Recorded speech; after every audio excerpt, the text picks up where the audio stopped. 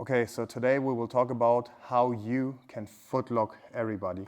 My name is Dima Morovani, I'm an international coach and I work together with a lot of great champions in our sport. But today we will look at methods that will help you succeed from the white belt level up until the highest level. And especially with something that back then people discredited, but today we all know that it's very powerful, thanks to some Polish people like Mateusz Krzyżynski, and it's the footlock. So I just want to talk about some key principles and concepts with the footlock, and then you can play around with it, okay? So in my opinion, concepts go over techniques. If I show you a technique, some people will do it good, some people won't.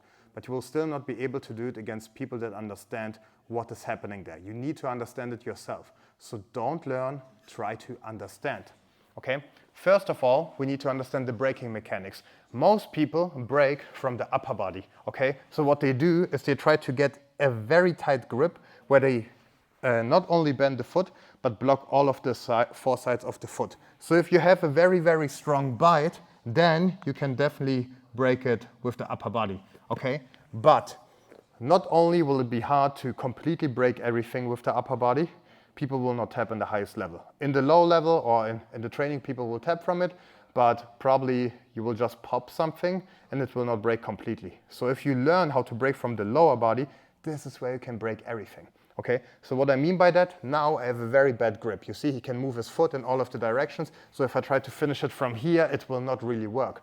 So now I will use my lower body. I bring my feet on the hip and I bring his knee between my knees. So now I bring my weight on the triceps so my knees can move freely. And now we do something that we call the mermaid shrimp. Okay, I just push my knees forward. It's not the hip. It looks like the hip goes forward, but it's the knees. Okay, I go very slowly and now my partner's already tapping.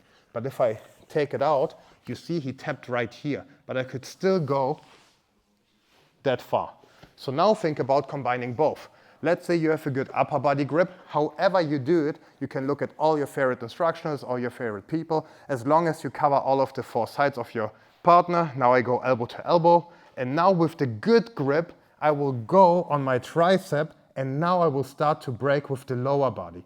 You see, he taps very, very quickly, but I only started about 5% to break. So theoretically, I could go still that far, but he already tapped there.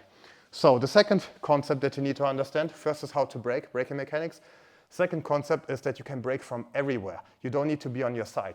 Actually, in my opinion, if you're on the side, it's sometimes easier for your partner to bring the legs down and come up. And if they can grab your head, everything will be harder and they can come up and do all of this stuff. So understand that you can break during your roll. I don't need to be here. I could, for example, fall to my back, and this is my preferred method. So now I can push his knee in between my knees, okay, bam, and now I can start to break with the lower body again. Boom, okay? Look at this. The only thing that I do is I pull myself close to him, and then I push my knees forward. Lower body braking mechanics. And then, if you even have a very strong upper body grip, now it goes very, very fast, but you still have all of the room. So if my partner turns, turn, I can still break. If he turns to this direction, turn, I can still break. But now let's go to concept number 3, to unweight the foot, okay? You need to unweight the foot. And unweighting the foot is what will actually break everything. And then you can break it in every direction, okay? So we go not A, B, C. I'm showing you today C, A, B. So in order to unweight the foot, I need to make sure that all of the four sides are covered and that my partner can put weight on his foot. It could be by doing this. It could be by standing on it. So if he stands up, I obviously can't footlock him here up until I unweight the foot. I could unweight the foot with a trend lock, okay? You see, now I'm below the knee. Even though he stands on it, if I push it forward, I can unweight it because he can't put weight on the foot anymore. It's loose. So go back down. So now you need to find creative ways to do it. For example, if I'm right here and I try to break it, the foot is not unweighted and he can stand up and cause me all of the problems, okay? But if I scoot away and now I unweighted the foot, now if he wants to stand up, he needs to, first of all, remove the leg position, but it's too late and now I can start to break. Another great concept is to make the hip heavy. If the hip is not heavy, he can stand up, he can move, he can do all of this stuff. So what I teach in the beginning is to make the hip heavy. And it looks the same, but it's not the same. Now, Konstantin can just stand up. Come back down. Now try to stand up. Why is it harder? Because I actively bridge into the hip, okay? My legs are not here for cosmetics. They're here for a purpose. And the purpose is to put weight on his hip. So now it's harder for him to turn, and it's harder for him to stand up. And now we can combine it. We can follow him and finish. So for example, I'm right here. He tries to stand up, but my weight is on him. He tries to turn. While he turns, I push myself away, unweight the foot, and now I can start to break it with the lower and the upper body.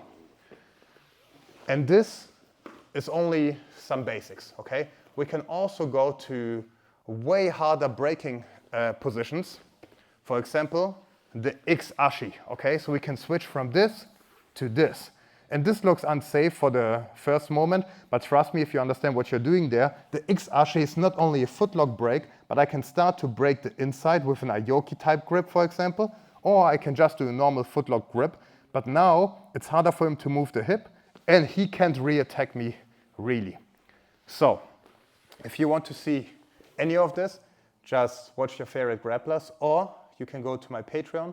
Right now, I have a 50% off code for the first month. You can pretty much check our B-Team camp where I teach all of this stuff. If you don't know what B-Team is, it's one of the best teams in the world. We have people there that won 1 million in Jiu-Jitsu. We have world champions there. We have European champions there. We have everything in there. So if you like it and if you want to support me, just check it out or check out your favorite grapplers. And if you want to see more videos like this, because I put a lot of effort in this and I try to give you as much free information as possible, hit the like button and comment what you want to see next. So see you soon.